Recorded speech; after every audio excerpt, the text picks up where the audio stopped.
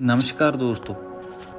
आज आपके वॉलेट में जो 500 या 1000 के नोट हैं उसकी असली वैल्यू क्या है, ये बहुत ही बड़ा क्वेश्चन मार्क है।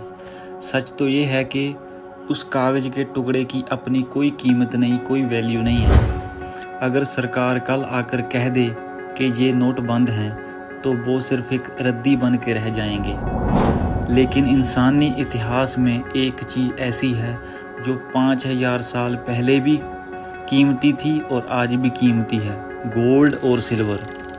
पर क्या आपने कभी सोचा है कि आखिर सोने और चांदी में ऐसा क्या है कि दुनिया के सबसे बड़े एम्पायर्स इनके लिए लड़े और कैसे चांदी के एक भंडार ने एक पूरे एम्पायर को बैंकरप्ट कर दिया।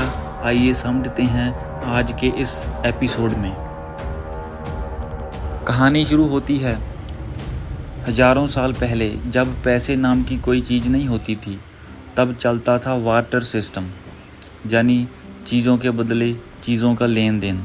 फॉर एग्ज़ाम्पल, अगर आपके पास गेहूं है और आपको चावल चाहिए तो आपको ऐसा बंदा ढूंढना पड़ता था जिसके पास चावल हों और उसे गेहूं की ज़रूरत हो।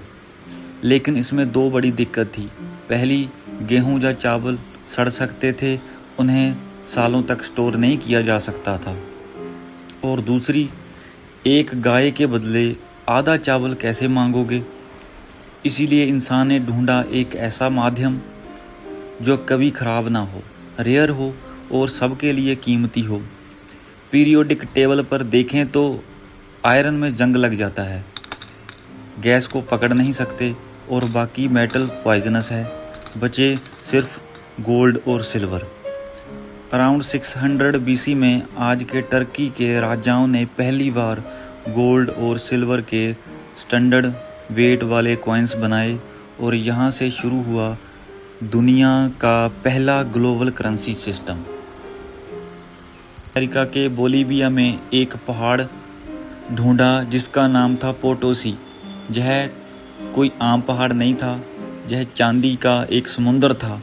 स्पेन ने वहाँ से इतना चांदी निकाला कि हजारों जहाज भर भर के यूरोप लाए गए। स्पेन के किंग को लगा कि वो अब दुनिया के सबसे अमीर राजा बन गए हैं। उन्होंने बेहिसाब खर्चा करना शुरू कर दिया, बड़ी आर्मीज बनाई। लेकिन उनसे एक बहुत बड़ी गलती हो गई जो आज भी इकोनॉमिक्स की टेक्स्ट बुक्स में पढ़ाई जाती हैं। जब मार्केट में चांदी इतनी ज़्यादा आ गई तो चांदी की वैल्यू गिरने लगी। बाज़ारों में सामान बेचने वालों ने चीज़ों के दाम डबल ट्रिपल कर दिए। इस इंसिडेंट को हिस्ट्री में द प्राइस रेवोल्यूशन कहा जाता है, यानी दुनिया का पहला रिकॉर्डेड हाइपर इन्फ्लेशन। चांदी की ओवर सप्लाई ने स्पेन की करेंसी सिस्टम को क्रैश कर दिया और इतना चांदी होने के बावजूद स्पेनिश एम्पायर कर्जे में डूबकर बैंकरप्ट हो गया। लेसन क्लियर था, पैसा कितना भी हो, अगर सप्लाई अनलिमिटेड हो जाए तो उसकी कोई वैल्यू नहीं रहती। इसी लेसन को याद रखते हुए 20th सेंचुरी में दुनिया ने बनाए gold standard system. Rule simple था, कोई भी देश उतना ही कागज का नोट प्रिंट कर सकता था जितना उसके सेंट्रल बैंक के पास गोल्ड का रिजर्व हो। यानी आपके पास जो नोट था वो सच में गोल्ड का एक रिसिप्ट था। लेकिन 15 अगस्त 1971 को एक ऐसी घटना हुई जिसने मॉडर्न फाइनेंस को हमेशा के लिए बदल दिया। यूएस प्रेसिडेंट रिचर्ड निक्सन ने टीवी पर आकर एक अनाउंसमेंट किया। उन्होंने यूएसए डॉलर को गोल्ड से अलग कर दिया।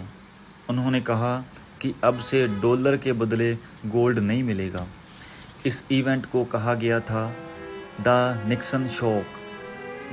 उस दिन के बाद दुनिया में शुरू हुआ फिएट करेंसी का दौर। फिएट करेंसी मतलब वो पैसा जिसकी बैकिंग में कोई गोल्ड या सिल्वर नहीं है, बस सरकार की गारंटी थी। इसके बाद सेंट्रल बैंक्स ने बेहिसाब नोट्स प्रिंट करने शुरू कर दिए और तभी से महंगाई रॉकेट की तरह ऊपर जाने लगी।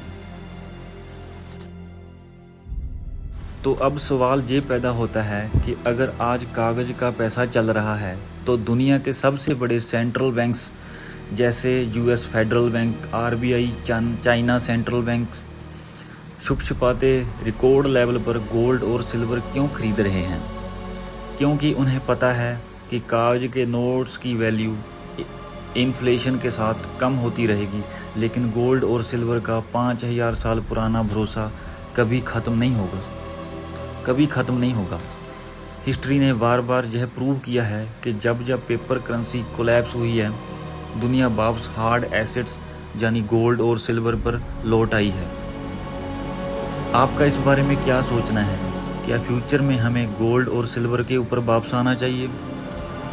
अपनी राय कमेंट सेक्शन में ज़रूर बताएं और अगर वीडियो अच्छी लगी तो लाइक और सब्सक्राइब करना ना भूलें। मिलते हैं अगली वीडियो में। नमस्कार।